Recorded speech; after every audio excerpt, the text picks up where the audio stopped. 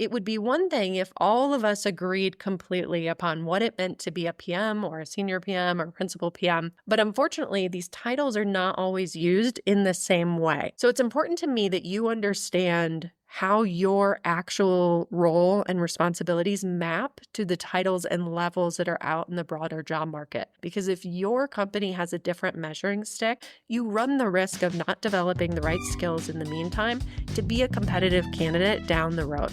Welcome to another episode of After the Cert, the career podcast for product managers who've collected all the certifications and taken all the courses and still feel stuck in their product career. I'm your host, Jess Sherlock, product management career coach. I know firsthand what it feels like to be overwhelmed, lonely, and stuck in your product career.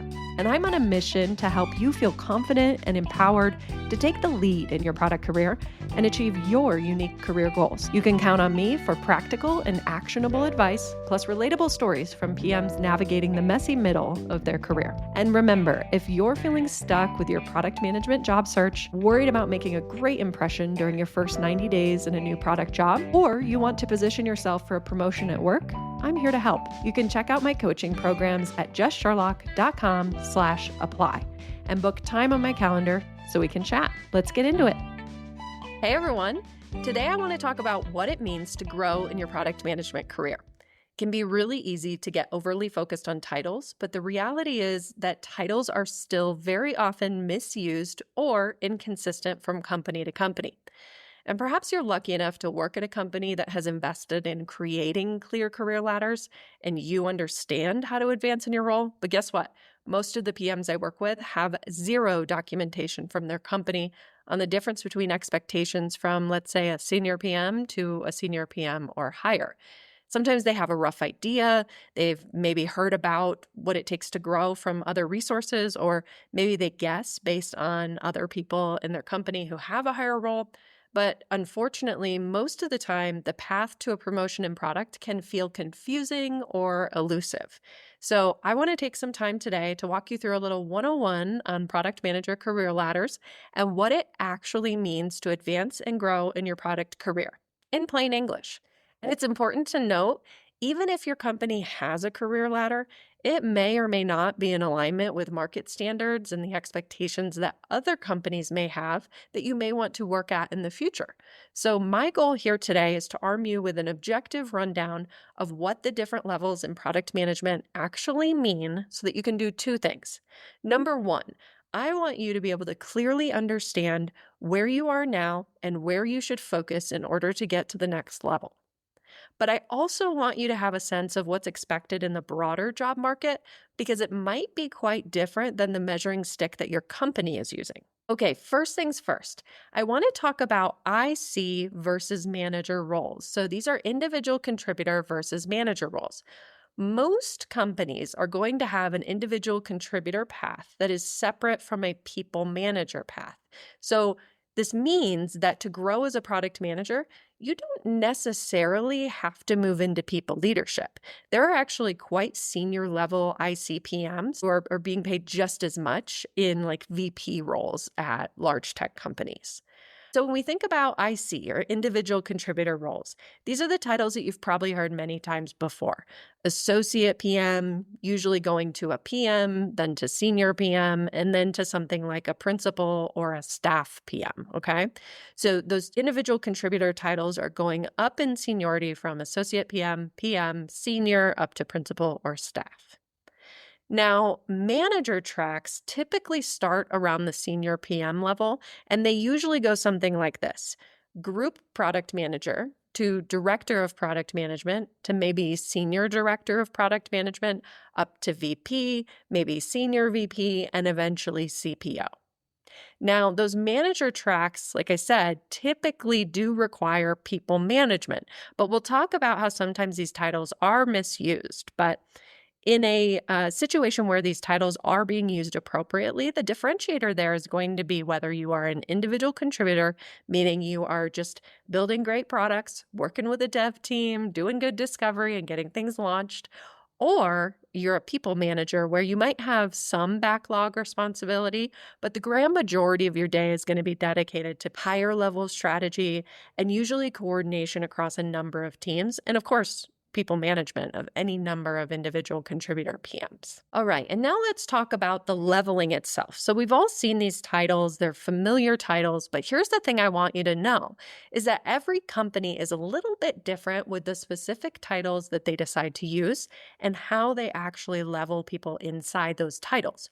So some examples are some companies do not have associate PM roles. Some companies have rotational APM programs, like Facebook is really well known for this, for example, where they will actually have you apply to it, kind of like a paid internship, and you'll be brought in as a junior level PM with an associate PM title, and those can be very competitive programs.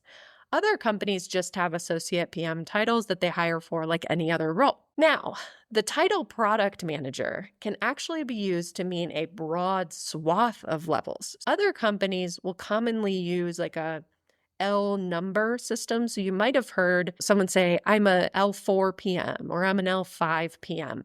Those are typical leveling systems or even like a sub-leveling system that's used at big tech companies.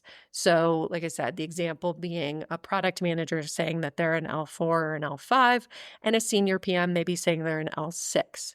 Now, while big tech companies can be quite sophisticated in their leveling framework, some companies, on the other hand, are still calling their PMs product owners. Now, you might be wondering, Jess, how do you know this? Well, just a couple months ago, I had a CPO from a large insurance brokerage firm here in the local Denver area reach out to me for referrals for an open role on their team. They said, hey, I'm going to be hiring.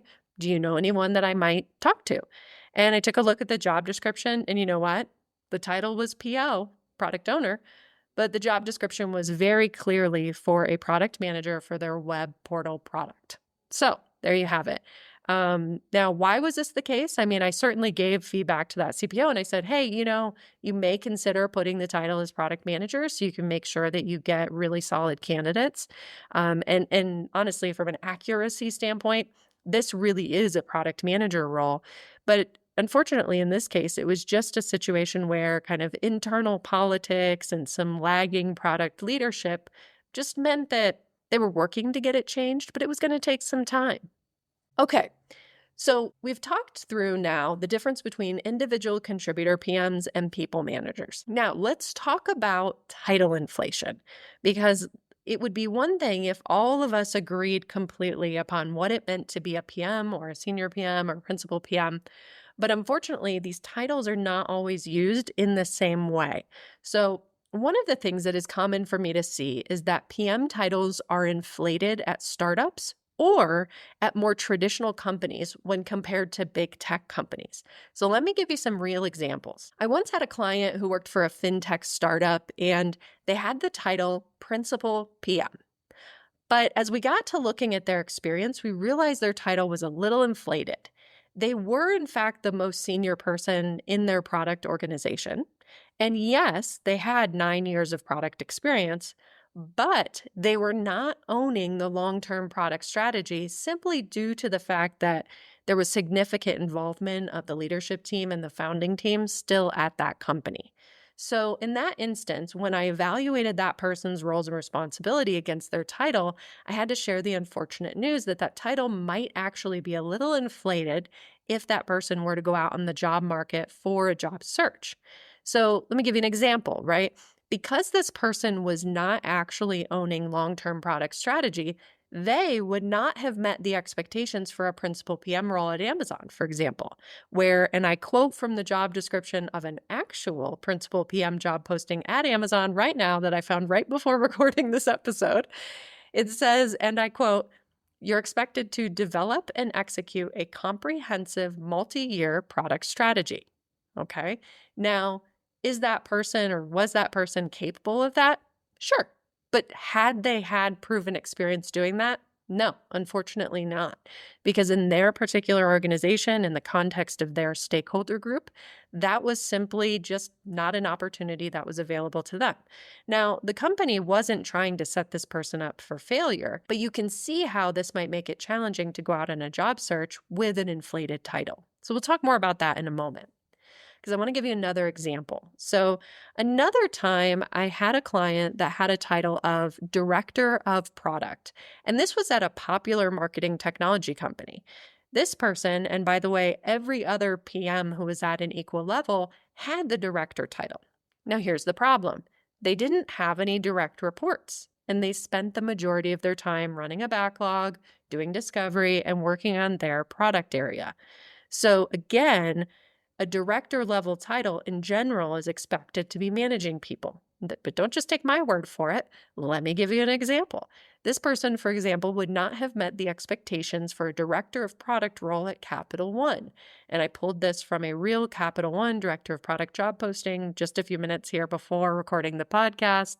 And in that role, it would have been expected that they coach and develop a team of product managers by fostering a culture of innovation, collaboration, and continuous improvement. So there you have it, a director level role with the expectation that you would not only coach or mentor, but you would actually manage and develop a team of people. It didn't say in the job description how many people, but usually, 3 to 7 maybe would be a good guess. So given those two examples, the more accurate title for each of those individuals would have probably been senior PM. Now, you might be thinking, okay, Jess, isn't an inflated title actually a good thing? Like, isn't it a happy accident that you ended up with this title that's above and beyond what you're doing? Wouldn't that set you up for success? Well, no, not necessarily, and for a couple of reasons. So, if you, first of all, apply to jobs kind of strictly based on your current title, so let's say that individual with a principal PM role decided, hey, I'm a principal PM, I'll go ahead and apply to any principal PM jobs. You might not make it very far. First of all, your resume, if you're writing it based on the accomplishments and ownership that you actually have, it's just going to be a mismatch, right? So you're not going to be able to speak about that level of strategic ownership, and you won't be able to talk about that level of impact on the product and ownership on the product that hiring manager or recruiter would expect to see. Now, maybe you'll get lucky. They'll see the title. They won't necessarily pick up on that gap when they read your bullet points. But I can promise you, when you get in the interview, they will pick up very quickly on those gaps. And they will be very clear that you weren't actually operating at the level they would have expected for that title, especially with that director of product title that I mentioned before. You wouldn't get far if you weren't able to speak about your experience actually managing and developing a team of product managers. So, all the more reason to understand what your role and responsibilities actually mean for your level of work and the appropriate title, so that when you go out on the job search, you're speaking about your experience in the right way, and you're also targeting the roles that are going to be the best fit for you. Okay, now on the flip side, I have had clients whose titles have far underrepresented the level of contribution that they were having. So I've had APMs, associate PMs, who were clearly working at the level of a PM. They were doing far more than just executing on a solution that they were given by someone else. I have had PMs who are operating at the level of senior. They're working with autonomy. They're working on extremely complex, highly nuanced products that maybe had a high value or high risk to the organization. And one time, I even had a PM who was responsible for the entire product organization. They were hiring. They were doing long-term strategy. They were even showing up to report out to the investors of the business. She was wildly underpaid.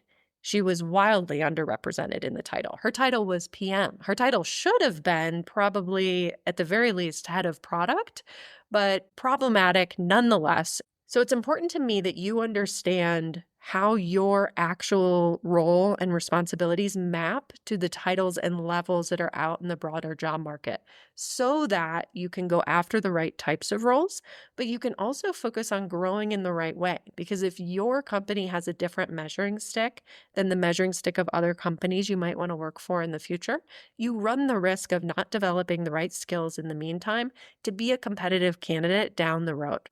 All right, so hopefully by now you understand why I am not a fan of measuring the level of a PM by title alone. Here's what I look at instead. There are actually 5 components that I look at when I'm doing a career calibration for folks that I am coaching. Number 1, I'm looking at the amount of a product or products that you have under your direct ownership. Number 2, I'm looking for the level of responsibility that you have for those products. Number 3, I'm looking at the time frame for which you are planning out work. Number 4, I'm taking into consideration the size of the company and the stage of the product. And number 5, perhaps most importantly, the maturity that you show in your craft. So let's run through each of these and I'll tell you a little bit more about what I'm looking for and what tends to illustrate to me what level you're operating at. So you may want to grab a little note card and keep track at home and kind of score yourself as we talk through this, because at the end, I am going to ask you how you might want to take action on this and where you think you need to focus. All right, number 1, let's start with the amount of the product that you own. So let's use Yelp, like the Yelp mobile app, as an example. So typically, a more junior PM would own a small part of that product. Maybe they own a small set of features, something like the ratings or the reviews on a company. Now, a mid-level PM would own more of an area of the product, something like search and results pages for companies. Whereas a more senior PM might oversee the entire product.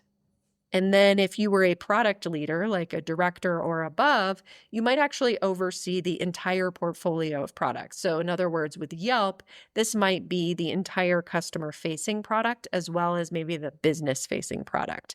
I haven't used it, but I believe there's a business-facing product where you can kind of like manage your reviews and manage your company information. So that's what I'm referring to there. All right, so number 2. I want to also look at the level of responsibility that you actually have for the products that you own. So a more junior PM might only be responsible for executing on a feature that was like already validated and refined and defined by a more senior PM. Whereas a more mid-level PM might actually identify a problem on their own, validate it, and then actually create the requirements for the solution, get it built, launched, and delivered. A more senior PM might be responsible for setting goals and metrics for their product. They may even contribute to the strategy for their product area. And finally, a product leader would certainly be setting the strategy for their products, and they're likely to be thinking further out about the product. Which brings us to point number 3. Generally speaking, the more senior you are as a product manager, the further out you are thinking about and planning for your product. So a junior PM tends to not think much beyond this sprint, next sprint, maybe the sprint after that. Mid-level PMs are definitely thinking about this quarter, maybe a little bit more. More senior PMs, I would expect to be thinking about multiple quarters at the very least. And finally, product leaders are thinking years into the future. So at least 1 year up to maybe even 3 to 10 if they're thinking about the long-term product vision for their area. All right, let's move on to number 4. With all these other areas in mind, we want to look at the context of your specific company size and the product stage. These are extremely important considerations to factor in, and let me tell you why. I was the CPO at my edtech startup. It was called Carousel. It was used in a bunch of Colorado school districts. We even raised a few $100,000 worth of angel and pre-seed funding. But let's be real, okay? I was not managing anyone. I guess I did have a couple folks on the team, but like we were a team of 4. We were operating very lean. We had very short planning cycles. I was doing everything. I mean, I architected our data structures in the product. I was overseeing engineering. I was QA. I was part of the sales team. Like that role as a CPO was very different, right, than if I were the CPO at Google or even the CPO at Yelp, like we talked about in the previous example. So if it's a very small early team, you probably own more. And if you are at a big established company with a mature product, you probably own less. So typically, I've found that the larger the organization and the more established the product, the less likely it is that your title is going to be inflated. Okay, final thing that I look at, and this might actually be the most important thing, and this is the maturity that you exhibit in your product management craft. So there's a certain je ne sais quoi that you see in more senior product folks.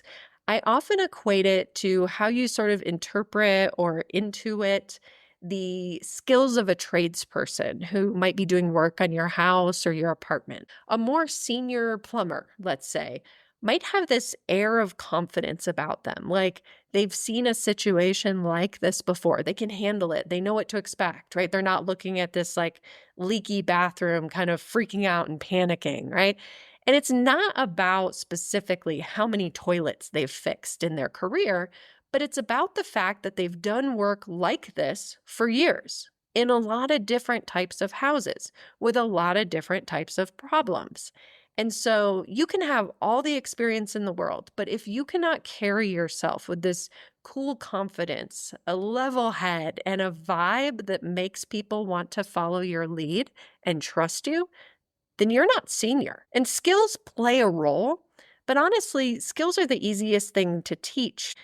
And the skills that you're going to need will change over the course of your career, and they will change depending on the context of the team around you. So let's talk about this.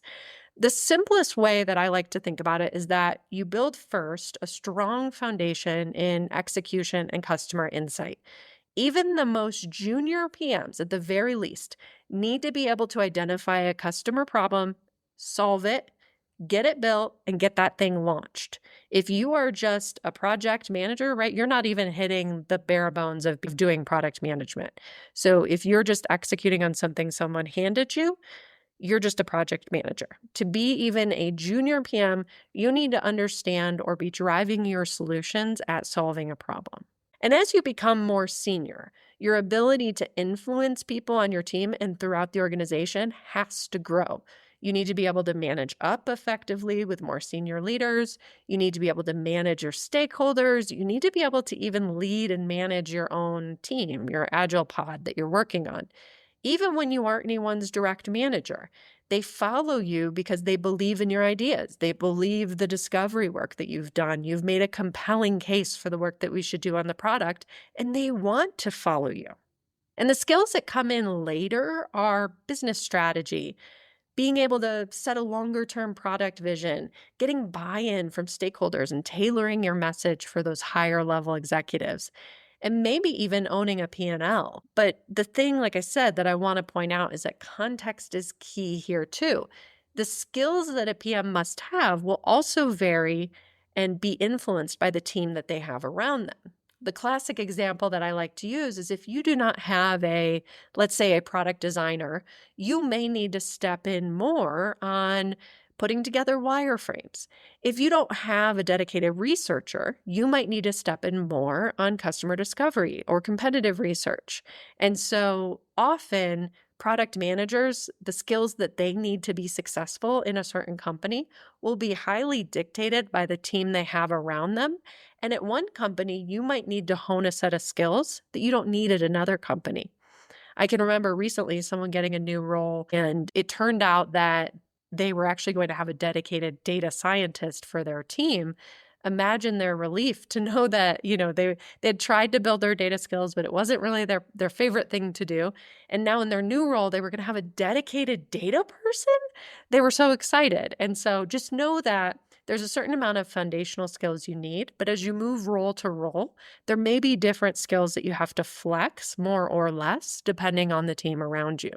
And I should mention, if you're a very small team, it's likely that you're going to have to flex your team leadership and your stakeholder management skills even more as like a junior PM, just because there's not as many people to help support you in that. Smaller teams tend to require that you wear more hats. Earlier companies and startups typically require that you wear more hats. And so what I'm looking at as I'm evaluating somebody's seniority is it's not like a single set of skills that I expect of every PM at every level.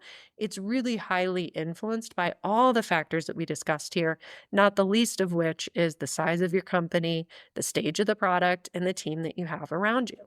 Okay, let's recap. There are 5 key areas that I look at to help PMs level set and determine their best path to growth. So, number 1, I'm looking at the amount of product or products that are under your direct ownership.